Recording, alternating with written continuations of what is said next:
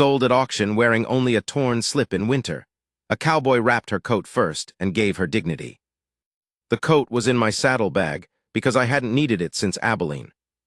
That's the thing nobody ever asks about. They ask about the auction, about the crowd, about what I said to Harlan Pruitt after. Nobody asks about the coat.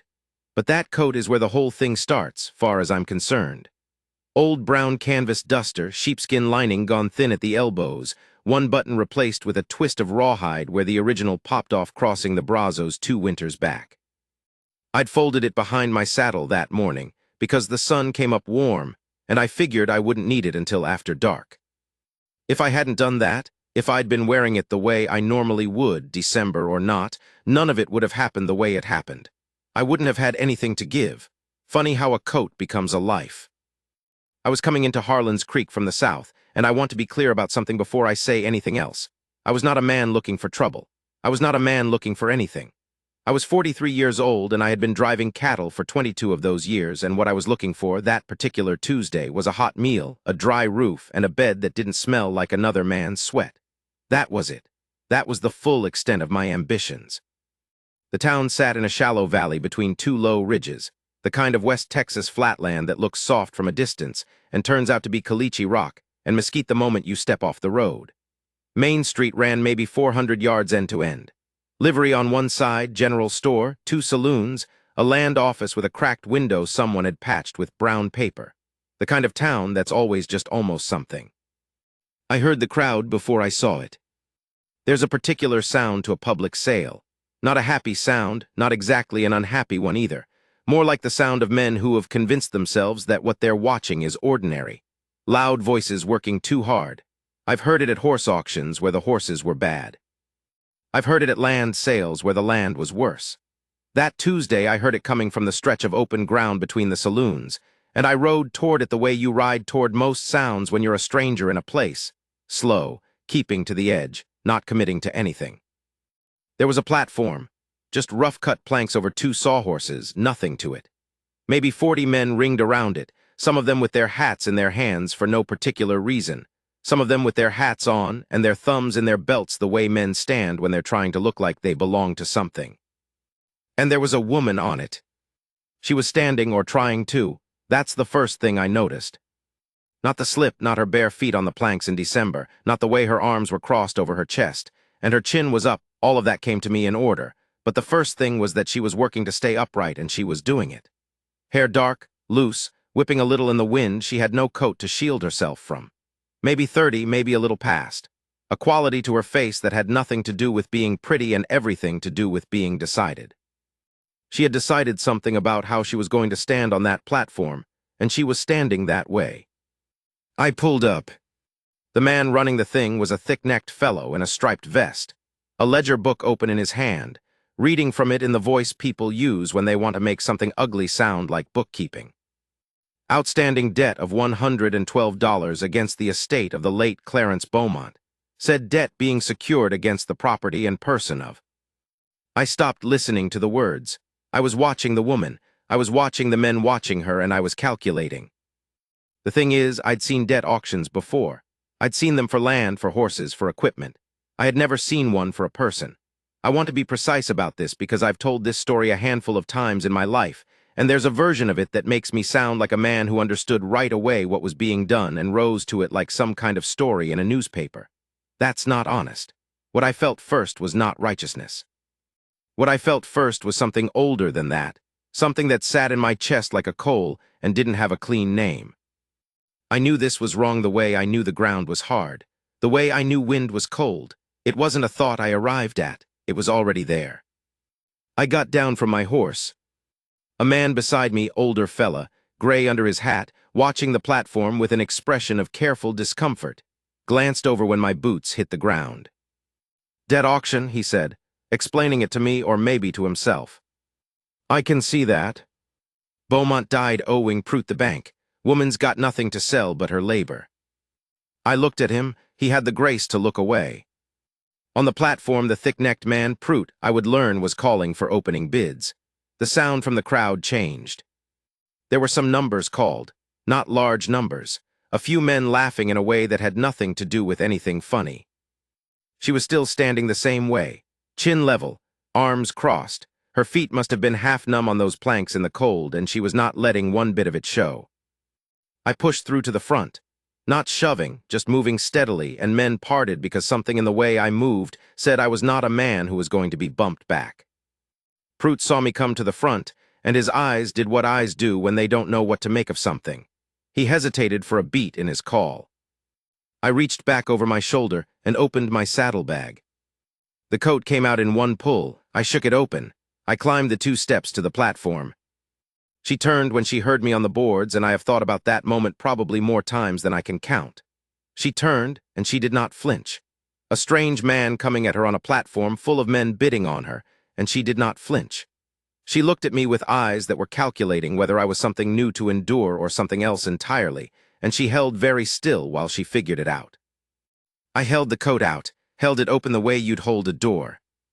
"Put this on," I said. That was all I said. I didn't say ma'am. I didn't make a speech. I didn't look at the crowd. I looked at her and I held the coat open and I waited for her to decide. She decided. She slid her arms into the sleeves without a word, and I settled it over her shoulders, and that was the moment. The coat reaching past her knees, the sheepskin lining coming up around her jaw, that the crowd got quiet. I turned then and looked at Prout. "What's the debt?" I said. He blinked. $112. I turned back to the crowd. I'm not a man who makes speeches. I've said that. But there are moments when you have to say a thing out loud so that it exists in the air between people and can't be taken back. "The auction's done," I said. "The debt'll be paid. Anybody who wants to argue the mathematics of that can come find me at the livery when they're ready." Nobody argued the mathematics. Her name was Nora Beaumont, or had been Nora Webb before she married Clarence, and she told me this that evening in the only place that made sense under the circumstances, the general store, because it was the only building in town besides the saloons where a woman could sit without comment, and because the storekeeper's wife, a practical woman named Mrs. Garza, had taken one look at the whole situation and set a pot of coffee going. I paid the $112. It took everything I had in my vest pocket and a small amount of profanity about the timing, which I kept internal. I had been carrying that money to Lubbock, where I had a proposition waiting from a man named Schofield about a small parcel of grazing land on the Cap Rock. That proposition was now going to have to wait another season. I didn't tell her that then. I told her later, and she took it in and sat with it a long time before she said anything. But that's getting ahead. That evening she sat across from me at the small table Mrs. Garza kept near the stove, both hands around her coffee cup, still wearing my coat. She'd been given a dress by Mrs. Garza, plain wool, gray-brown, a little short in the hem because Mrs. Garza was a shorter woman, but she kept the coat over it. I didn't remark on this. "You don't know me," she said. "No. You spent $112 on a stranger." I looked at my coffee. The alternative seemed worse. She studied me for a while. I have been studied by horses and by cattle and by men sizing me up before a fight and by a handful of women over the years, and what she was doing was different from all of those. More patient, more thorough. "What do you want?" she said, and the way she said it wasn't suspicious, exactly. It was direct. The question of a woman who has been in a position where men want things and has learned to ask plainly rather than let it sit. "Nothing from you," I said. "Tonight you've got the coat and the coffee, tomorrow's a different question." "What's tomorrow's question?" "Where you go from here, whether you've got family, whether you've got any claim on the land your husband left." She was quiet for a moment. "Clarence left debts and a henhouse. Prout's bank holds a mortgage on the house. The land's been in Prout's hands since July officially, even though Clarence was only in the ground since September." She said this flatly, without bitterness, the way you recite a list of tools that have broken. "My sister is in Fort Worth. I have not seen her in 4 years. We did not part well." "That the only family? The only one who might help?" I nodded.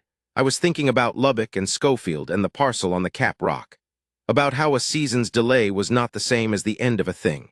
About how the money could be rebuilt and the land could be bought another time, and none of that was as urgent as it had felt an hour ago. "I'll take you to Fort Worth," I said, "if that's where you want to go." She looked at me for a long time. "Why?" I turned the coffee cup in my hands. The stove was ticking the way iron does when it cools. Outside, the wind had picked up and I could hear it working at the corner of the building. Because a man who pays a debt and then rides away hasn't finished the job, I said. She nodded slowly, like she was weighing something. What's your name? She said. Calhoun, Elias Calhoun. Elias, she tried it out. I'll take the coat back to you in the morning. Mrs. Garza said I can sleep here tonight.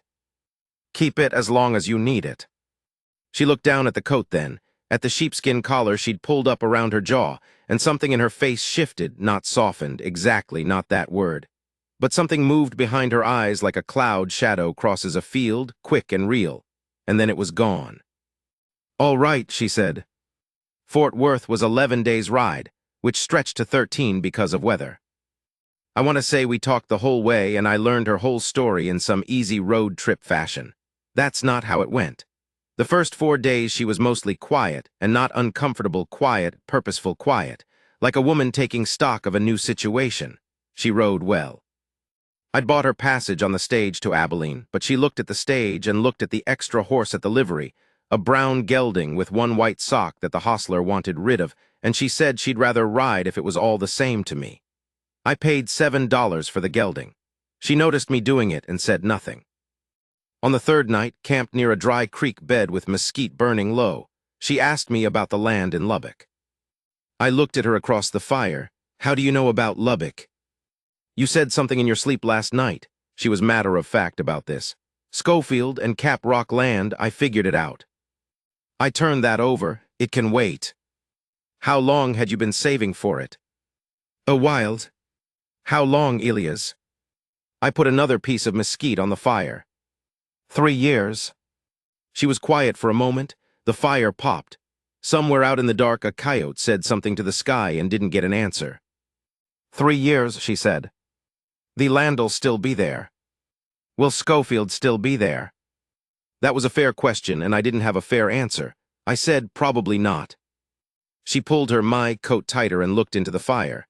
I'll pay you back every dollar. You don't. I'll pay you back, she said again, and her voice had a quality to it that stopped any further argument. Not anger, something harder than anger. Intention. The kind of voice that means a thing has been decided and the conversation about whether to decide it is over. I nodded. All right. On the 5th day, the weather came in from the northwest, not a bad storm, just the gray pressing cold of a Texas December that settles down on the land like a lid and stays for days. We rode with our heads down and didn't talk much. She wore my coat. I wore my second jacket, which was thinner and didn't say anything about the cold. I wasn't going to. Late that afternoon, she pulled up alongside me on the road. We'd been riding single file for the last hour. She matched my pace and rode that way for a quarter mile without saying anything. Then you're cold. I'm fine. Your ears are red. I said I'm fine, Nora. She was quiet for a moment, then she started unbuttoning the coat. Don't, I said. Then wear it. No. She looked at me. The road stretched ahead of us, gray and flat, the sky the same gray as the land. 2 fence posts in the distance, one tilted. That was the whole view. Why not, she said. I thought about how to say it. Because you needed it more when I gave it to you than I need it now. That's the end of it. She studied me with that patient thoroughness I was getting to know. Then she rebuttoned the coat. You are, she said, a very strange man. I've been told. In a good way. I looked at her then. She was looking straight ahead down the road, her profile still and calm and not giving anything away. But she'd said it, in a good way. I let that sit. That night we stopped at a small ranch house where the family, a Mexican couple, Tomás and Concepcion Ruiz and their 3 children, took us in for $1 and a hot meal. The oldest boy was maybe 12 and stood in the doorway staring at me with the complete unself-consciousness of children until his mother spoke to him and he went. Nora helped Concepcion clear the plates. I could hear them in the other room talking. Nora's Spanish not good but not nothing. Concepcion's English the same. The sound of 2 women figuring out how to communicate across a gap. They managed it. I heard them laugh once. That night I slept by the fire in the main room, rolled in my bedroll, and Nora took the small room they offered her. Before she went in, she stopped at the doorway and looked back. Good night, Elias, she said. 2 words, a common thing. I have said it 10,000 times in my life and never thought much about it. But the way she said it that night, not careful, not performed, just real, just to me, like it was a normal thing we did, sat with me for a long time before I slept. On the 7th day, something happened that I need to tell about because it has a bearing on who Nora Beaumont was, and because it's the reason the rest of the story went the way it did. We came through a small town called Draper's Crossing, just a way station, really, a smithy and a trading post and a water trough out front. There were 2 men at the trading post steps who I didn't like the look of, not for any specific reason, just the way they went still when we rode in, the particular way a man goes still when he's calculating. I watered the horses. Nora went into the trading post for salt pork and cornmeal. She was in there maybe 10 minutes, and when she came out, one of the men at the steps said something to her. I was at the trough, maybe 30 feet away. I couldn't hear the words. What I could see was her face. It didn't change expression. She turned to look at the man with no more feeling in her eyes than she'd have given a fence post and said something back to him, short, maybe 5 or 6 words. The man's friend laughed. The first man's face went red. She walked back to me and handed me the provisions to pack. "What'd he say?" I said. "Nothing that merited a long answer." She took her reins. "Nothing I haven't heard before." I looked at the 2 men. The red-faced one was watching. The other was watching too now. "You want me to?" "No," she swung up onto the brown gelding with the easy practiced motion I'd come to recognize. "I want you to ride." I rode. We were a mile clear of Draper's Crossing before I said, "How many times has a man put himself between you and something like that?" She thought about it, counting today. "Counting today." "Twice," she said. "My father when I was 11 and you in Harlan's Creek." I didn't say anything for a while. We rode. "The first man," she said. "My father, he was a good man. Got in a fight with a larger man when I was 13 and came home with 3 broken ribs and I had to wrap them. He was proud the whole time I was wrapping them. Terrible pain, and he was proud." "Did the other man look worse?" "Considerably." We rode. "The point I'm making," she said, "is that the men who stand up for a person, for me specifically, have generally paid something for it. Your 3 years of savings, my father's ribs." She paused. "I don't know what to do with that. I'm still working out what to do with it." "You don't have to do anything with it." "Don't be simple, Elias." "Of course I do." Fort Worth came on us on the 13th day, the weather having taken 2 days from us and given us in return 2 nights camped together in the close, miserable way that bad weather forces. Not improper, just close. The horses hobbled nearby, her taking the upwind side of the fire and me not arguing about it because she was right that it was warmer. I had learned by then that she'd come to Harlan's Creek with Clarence 4 years back, from a small town in Arkansas where her family had farmed cotton. That she'd married him in the belief that he was a steadier man than he turned out to be. That she had held no particular anger about this. Disappointment, yes, a kind of careful grief for the life she'd expected, but not the bitter, burning kind. "He wasn't bad," she told me once. "He was weak. There's a difference." That she'd kept a kitchen garden, kept books for a man in town, kept herself intact through 4 years of a marriage that was mostly the absence of what she'd hoped for. She didn't tell me all of this in order. It came in pieces, in the way of real things, a detail here, a comment there, the shape of something becoming clear across many miles rather than in one sitting. By the time we reached Fort Worth, I had a picture of her that felt real, felt earned, felt like something I'd been given rather than told. Her sister's name was Ruth. She lived in the south part of the city with a husband named Daniel who sold hardware and did reasonably well at it. The house was a modest frame building on a quiet street, a rose bush out front that had been cut back for winter, smoke coming from the chimney. Nora sat on the gelding outside, that house for a long time before she got down. 4 years is a long time, she said, mostly to herself. People change in 4 years, I said, sometimes in the right direction. She looked at me. You've never met Ruth. No. She will be, she stopped, started again. She has opinions about the choices I made when I married Clarence. She will have more opinions now. Then she'll have more opinions. She looked at the house, the rose bush, the smoke. Will you come in? She said. I hadn't planned to. I'd planned to see her to the door and then find a room for the night and be gone in the morning, back west, back toward whatever version of Lubbock and Schofield was still salvageable. That had been my plan since Harlan's Creek. For a bit, I said, if it helps. Ruth was smaller than Nora, broader in the face, the same dark hair worn up tight. She opened the door and looked at her sister, and then at me, and then at the coat Nora was wearing, my coat, and her expression ran through about 6 things in 2 seconds before settling into something guarded but not hostile. "Nora," she said. "Ruth." A pause, then Ruth stepped aside and held the door. The inside of the house was warm and smelled of cooking, and something that might have been lye soap. Ruth sat us at the kitchen table and put coffee on without being asked, which I took as a good sign. Nora and Ruth talked carefully at first, circling, then with more heat, then with the heat dying and something quieter taking its place. I mostly drank coffee and stayed out of it. This was not my ground. At some point, Ruth looked at me directly for the first time and said, "You're the one who bought her out of the auction." "I paid the debt," I said. "I didn't buy anything." Ruth's eyes studied me the same way Nora's did, the same patient thoroughness, something in the bone of the face that was the same in both sisters.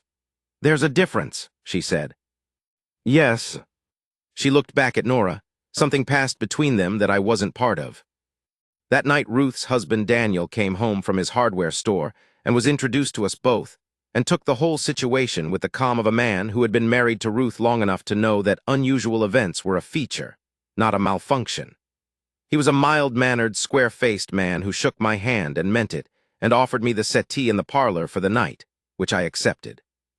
I was nearly asleep when Nora came to the parlor doorway. I heard her and opened my eyes.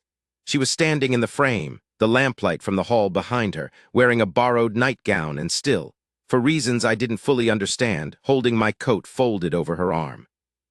"I need to give this back," she said. "In the morning's fine." She didn't move. I sat up.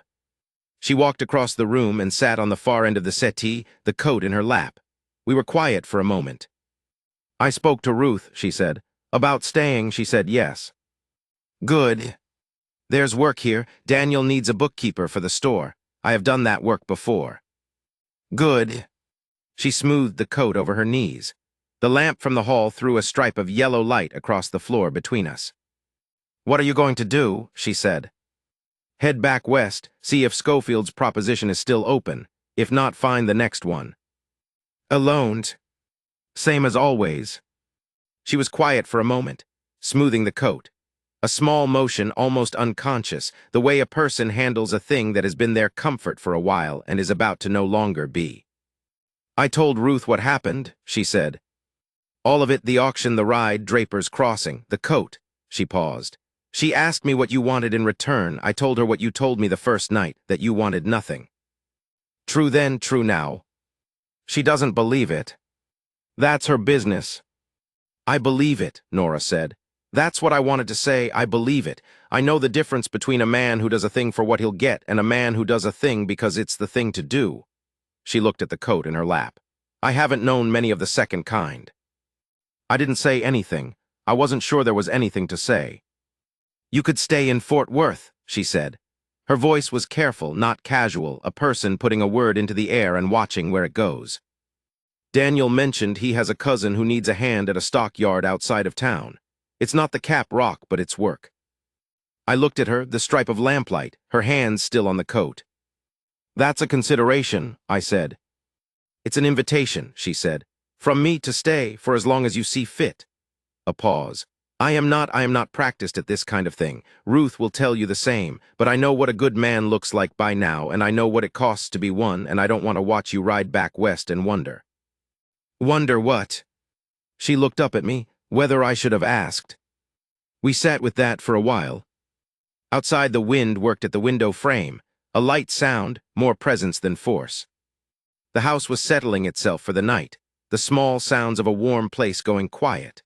Somewhere in the back, Ruth's baby, I hadn't known about the baby until dinner, a year-old girl asleep in the back room, made a small sound and went quiet again. "I'll stay through the winter," I said. "Talk to Daniel's cousin, see how the land lays." She nodded once steady, then she stood and held the coat out to me. I took it. The sheepskin was warm from her. The rawhide button was still there, the one I'd replaced crossing the Brazos. "Good night, Ilias," she said. Same 2 words, but different from the Ruiz Ranch, different from every time before. Not the end of a day, something else. "Good night, Nora," I said. I talked to Daniel's cousin. His name was Harmon Walsh, and he ran a feedlot and small stockyard on the east side of Fort Worth. Not glamorous work, but honest work. And he was a fair man to work for, which I had learned to value more than glamour by my mid-40s. I took the job in January and stayed through the spring. I won't tell the whole of the next year in detail because most of it isn't the kind of story that fills a room. It's the small kind of story. Nora kept books for Daniel's hardware store, and she was good at it, better than good. She turned up 2 significant errors in the previous bookkeeper's accounts within the first month, and Daniel gave her a raise without being asked, which settled something in her. Having work that paid and was valued. I could see it change the set of her shoulders over the weeks. I came to dinner at Ruth and Daniel's on Sundays. That was how it started, Sunday dinners. I'm not a man who is easy in a house full of people, and I won't pretend otherwise. But Ruth had a way of making a table feel like a working thing rather than a performance. And Daniel had a way of talking about cattle and lumber prices without being dull about it, which is harder than it sounds. And Nora was there.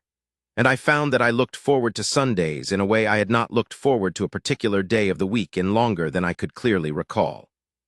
Sometimes after dinner, Nora and I would walk. Fort Worth was not a small town even then. It had spread out from the old fort in every direction and had the sounds and smells of a place becoming itself. Stockyards and sawmills and church bells on Sunday afternoon. We walked and talked, not always about important things. Sometimes about the news in the paper, sometimes about a book she was reading. She read constantly. Something I had noticed from the very first night in the general store, where Mrs. Garza had a small shelf of books and Nora had glanced at them with an expression of quiet hunger. Sometimes we didn't talk much at all, just walked, which I found I was comfortable with. In April, she mentioned Lubbock. We were walking along the river late afternoon, the last of the winter having finally packed off and the air starting to smell like grass again. She said, "I've been putting money by since January." I looked at her. "For what?" "For you," she said this simply, not embarrassed, not apologetic. "The debt, what you spent on me in Harlan's Creek, the gelding, the stage, provisions." "Nora, I told you I'd pay it back." "I remember. I'm also telling you it's not." $163, she said. "I know it doesn't cover everything. I've kept the account. The coat isn't in it because I don't know what to charge for a coat." I stopped walking. She took 2 more steps and stopped and turned to look at me. "You don't have to do this," I said. "No," she said. "I don't have to. That's why it means what it means." I looked at her standing on the river path in the April light, her dark hair pinned back, her dress plain wool, no coat because the spring had been warm enough not to need one. The water moving behind her, the smell of new grass. "The Lubbock parcel may be gone," I said. "Schofield's likely sold to someone else." "Then find another parcel," she said. "The land is still there, the Cap Rock isn't going anywhere." "That's a truth. Take the money, use it how you'd use it." I looked at her for a long moment. "If I use it the way I'd use it," I said slowly, "I'd look for land closer to Fort Worth, on account of having reasons to stay closer to Fort Worth."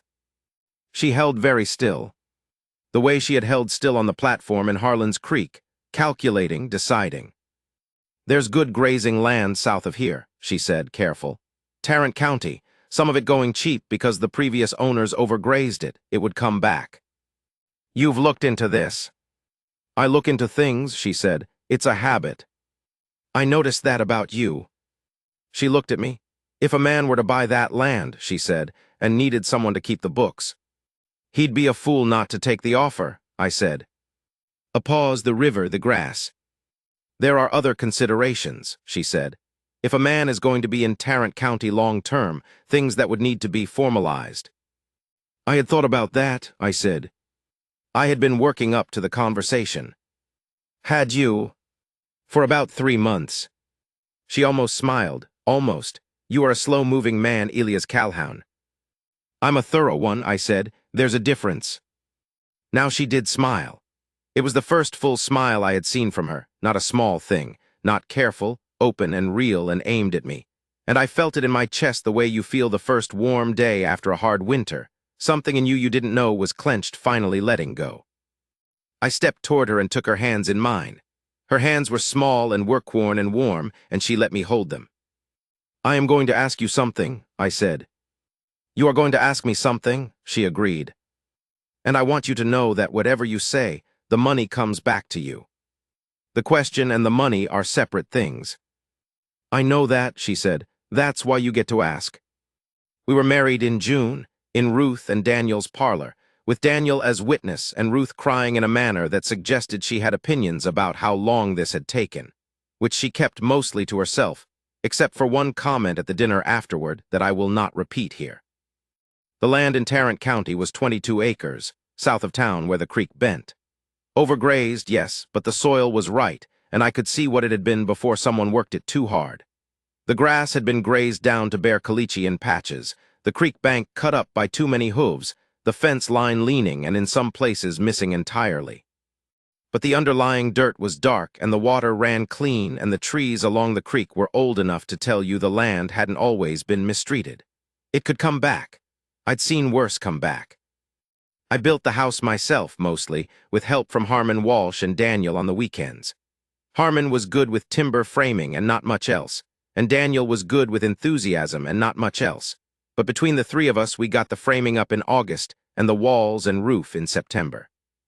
I did the interior myself through October, working early and late, and we moved in before the exterior was fully painted because by early November the weather was coming, and a house with bare exterior boards is still a house.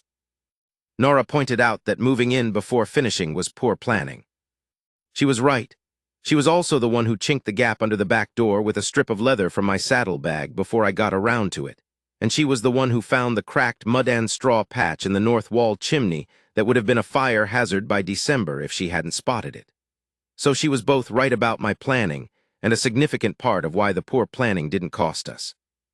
She kept the books for Daniel's store still, and for the ranch, and after a while for 2 other businesses in town who heard from Daniel that she was good. She was good. She saw things in numbers the way some people see things in faces, patterns, imbalances, things that didn't sit right. A dry goods merchant named Fielding came to her in 1888 because his accounts hadn't balanced in 3 years and he couldn't find why. She found it in an afternoon. A bookkeeper who'd been rounding his own wages up by 30 cents each week, which doesn't sound like much, but over 3 years amounted to the kind of number that explained a great deal. Fielding offered to pay her double her rate. She told him her rate was already fair and she'd take the double if he let her train his new bookkeeper personally, to which he agreed. She had a reputation inside of 2 years that I was quietly proud of, and she was sensibly proud of, and the difference between those 2 kinds of pride, mine for her, hers for herself, is a thing worth noting. She had earned hers. I want to say something here about what it is to be a man who has worked alone most of his life, and then finds himself not alone, because it is not a simple thing, and I don't want to make it simple. For 22 years I had been the man who came and went. Cattle drives, seasonal work, the occasional winter at some ranch or other where they needed a hand who knew horses and could fix fence and wouldn't start trouble. I was good at all of it. I was, in the plainest terms, a reliable and capable man who had never in 2 decades of working been told so directly by anyone. You know you're good at a thing when they hire you back and don't when they don't. That's the whole of the feedback system when you're a hired hand. Nobody sits you down and tells you what you're worth. You figure it by indirection, by inference, by the way the foreman assigns you to the harder jobs and doesn't explain why. I had grown comfortable in that system. More than comfortable, it had become the shape of how I understood myself. A man who performed and was kept or let go and either way moved on. No roots, no particular claim on any piece of ground or any person's continuing attention. The first winter on the Tarrant County land was hard, not because of anything between Nora and me, but because winter is hard and new land is hard and building something from nothing is hard, and there were days when the work felt like it was eating us whole. We were up before light and working past dark more days than not. The cattle I'd bought 12 head to start, which is not enough to run a proper operation, but enough to learn on needed constant attention because the fencing wasn't right yet, and the creek bank needed shoring before spring runoff, and the house needed the 100 small things a new house always needs. Days when we didn't talk much, when we were just two people doing what needed doing, tired down to the bone, going to bed in a house that still smelled of fresh-cut lumber and wet plaster. There was a day in January when one of the cows got her back leg hung in a section of bad fence line and went down, and I spent 4 hours in the cold working her free. The fence wire had twisted, and the more she moved the tighter it bit, and I had to work with frozen fingers to work the wire back without cutting her. Got her up finally, checked the leg, walked her in a circle. She was going to be fine. I stood up and my back made a sound like green wood splitting, and I thought, I am 44 years old, and this is either the worst idea I have ever had or the best one, and I genuinely cannot tell which.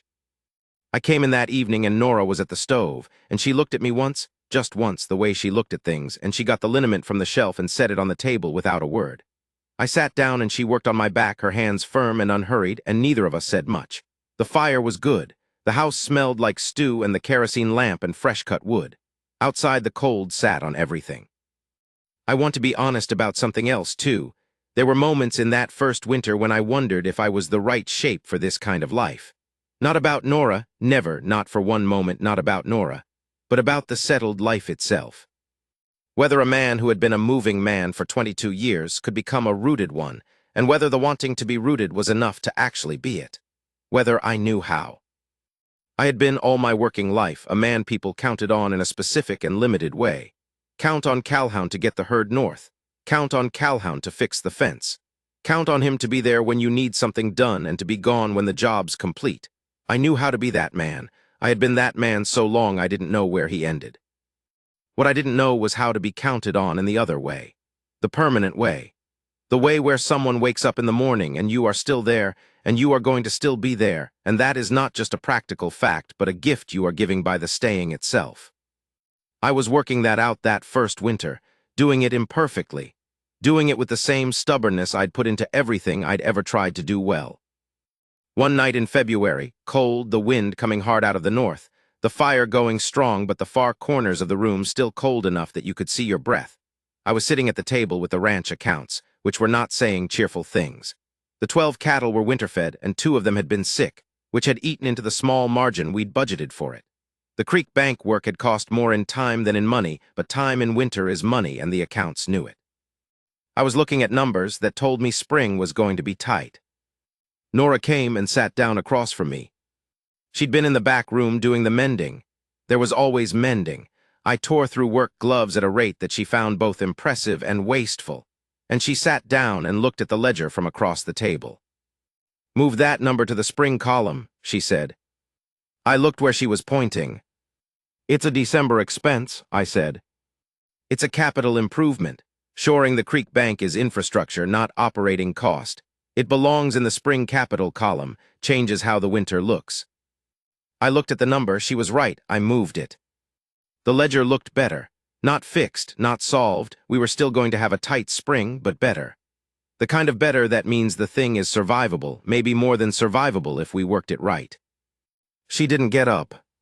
She sat there looking at the rest of the ledger with that same patient attention she gave to everything. "The 2 sick cows," she said. "Yes. Feed cost is already there. What's not there is the spring calf value. Put that in as anticipated income, estimate low." I put it in estimated low. The numbers shifted again, not a miracle, just accurate. She reached across the table and put her hand on top of mine. Her hand on my hand, the ledger under both of us. She didn't say anything. She just left her hand there, warm and still, while the wind hit the north wall and the fire worked at the silence. That was the moment it settled in me fully. Not the wedding, not the land purchase, not the June afternoon on the river path when I finally asked her. This moment. Her hand on mine over a ledger in a cold February kitchen. The 2 of us looking at numbers together in a house we'd built. The wind outside doing what wind does, and both of us still here. I turned my hand over and held hers. We sat like that for a while, looking at the accounts together, figuring out where spring was going to go. She saw what needed doing, and she did it alongside me. That was the whole of it. That was the thing I had never had, the thing I hadn't known I was missing until it was right there under my hand in a cold February kitchen, as plain and warm and real as anything I had ever held. I am 61 years old as I tell this. The coat is in the cedar chest in the back room.